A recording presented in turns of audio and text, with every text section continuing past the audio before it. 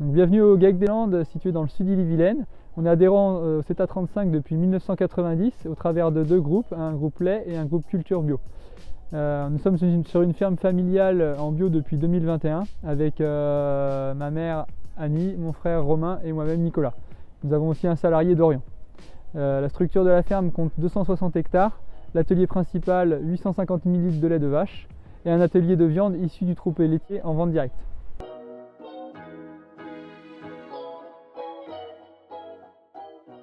Donc chez nous, la variation du climat, c'est surtout se faire ressentir sur l'organisation du travail. En fait, on avait un système basé sur le maïs, en zone séchante. Donc pour compenser ça, on avait l'irrigation l'été sur le mois de juillet-août, cumulé à des récoltes de céréales, ça faisait en fait une charge de travail assez conséquente. Donc pour y remédier, on est parti sur un système plus pâturant et intégrer de l'herbe dans l'assolement. Une deuxième conséquence du changement climatique, je pense, c'est l'allongement en fait, de l'utilisation de l'herbe avec une période de pâturage qui va s'étaler du mois de février jusqu'au mois de décembre et une quantité d'herbe aussi à récolter qui est un peu plus importante.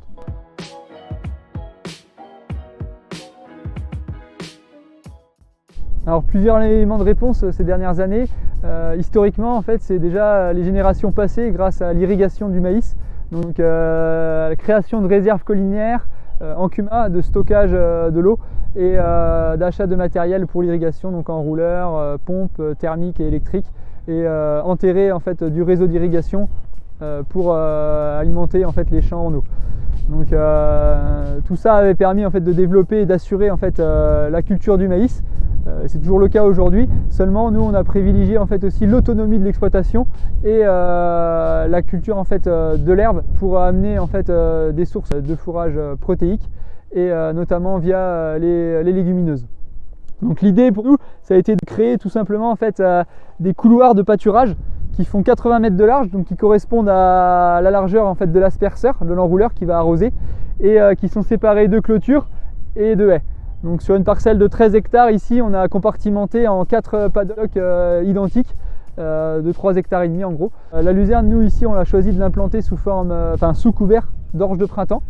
Donc ça aussi ça a été une réponse je pense au changement climatique et notamment sur les implantations d'été on avait un pourcentage d'échec qui était trop élevé ici.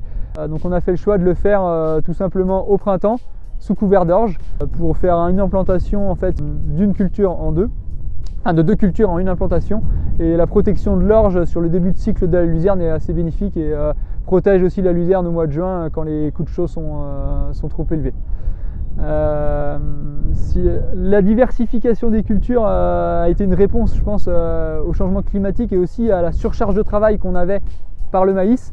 Donc on a fait le choix en fait de faire de moins être spécialisé dans nos cultures.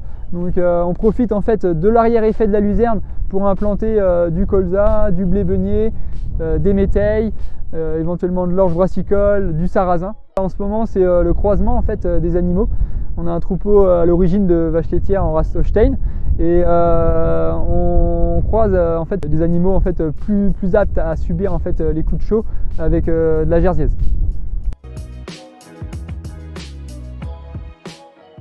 Donc aujourd'hui, l'idée c'est de profiter déjà des haies qu'on a plantées. On travaille aussi sur la diminution du travail du sol en essayant d'éviter en fait les labours systématiques, essayer de se rapprocher de 25-30% de la surface qui serait pas labourée. En parallèle avec le CETA, on essaye de travailler sur les implantations en fait, de céréales sur couvert vivant.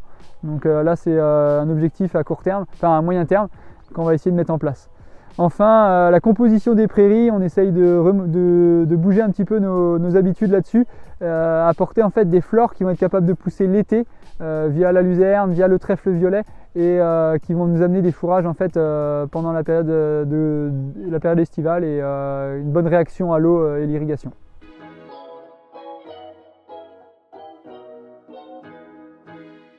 Dans 25 ans, j'imagine l'exploitation avec, je pense, une production d'énergie.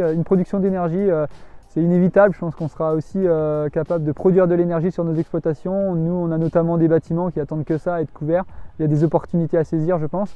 Et aussi peut-être un travail tout simplement de restructuration On a des îlots qui sont assez éloignés et qui nous empêchent aujourd'hui en fait d'avoir une dynamique de pâturage et aussi qui induit des coûts, des consommations de carburant. Donc je pense revenir à un regroupement de l'exploitation, ce serait des bonnes opportunités pour nous.